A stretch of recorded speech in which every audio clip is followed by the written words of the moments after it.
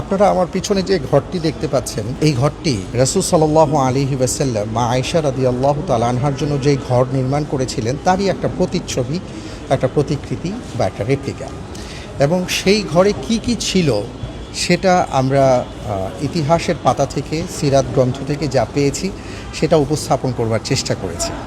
আপনারা দেখতে পাচ্ছেন যে একটা ছোট ঘর, যেটা হাদিসের মধ্যে আসছে, আমরা যদি স্বাভাবিক হিসাব করি যে 10 হাত বাই 8 হাতের মতো, সেই ঘরে যা যা ছিল, একটা চৌকি ছিল, কিন্তু সেই চৌকির কোনো তোষক ছিল না এবং সেই চৌকির জন্য বিশাল কোনো আয়োজন ছিল না।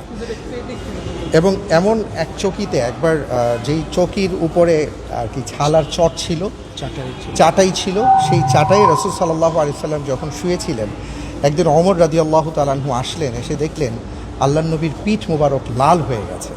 তখন তিনি চোখের পানি ছেড়ে দিয়ে আরজ করেছিলেন যে ইয়া রাসূলুল্লাহ, যদি আপনি অনুমতি দেন তাহলে আমি একটা কম্বলকে 4 ভাঁজ করে আপনার পিঠের নিচে রাখতে চাই। আল্লাহর নবী সেটা নিষেধ করেছেন। আর মনোবল হতো হাসপাত দৃঢ়। জেরুজালেম 25 বছরের পথ চলায় নিরাপদে রাখার প্রত্যয়ে। আজকে আমাদের জীবনে আমরা কত আরাম আয়েশে জীবনের জন্য কত রকম সরঞ্জামাদি ক্রয় করে থাকি, ব্যবস্থা করে থাকি, কিন্তু যেই মানুষটি রহমাতুল্লিল আলামিন ছিলেন, সর্বকালের সর্বশ্রেষ্ঠ মানুষ ছিলেন, তার জীবনযাপনটা কত সহজ ছিল সেটা আমরা উপস্থাপন করবার চেষ্টা করেছি। শুধু তাই নয়, উম্মাহাতুল মুমিনিন মা আয়েশা রাদিয়াল্লাহু তাআলা আনহার কথা যদি বলি, যার উপরে আল্লাহ তাআলা 10টি আয়াত নাজিল করেছেন তার চরিত্র মাধুর্যের উপর ভিত্তি করে, পবিত্রতা নিয়ে, সেই মা আয়েশা রাদিয়াল্লাহু তাআলা আনহার জীবনযাপন কেমন ছিল যে আল্লাহর নবী যখন ইন্তেকাল করেন তখনও তিনি সেখানে অবস্থান করেছেন।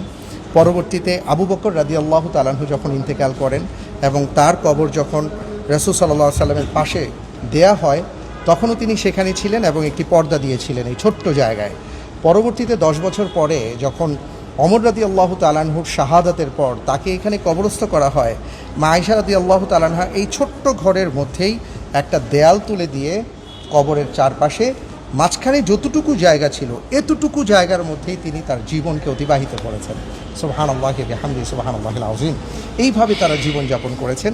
আমরা সেটাই আসলে উপস্থাপন করার চেষ্টা করেছি, যাতে করে এখান থেকে আমরা শিক্ষা নিতে পারি যে ওনাদের যাপিত জীবন কেমন ছিল আর আমরা আসলে কি করছি। আল্লাহ তাআলা আমাদেরকে বুঝদান করুন।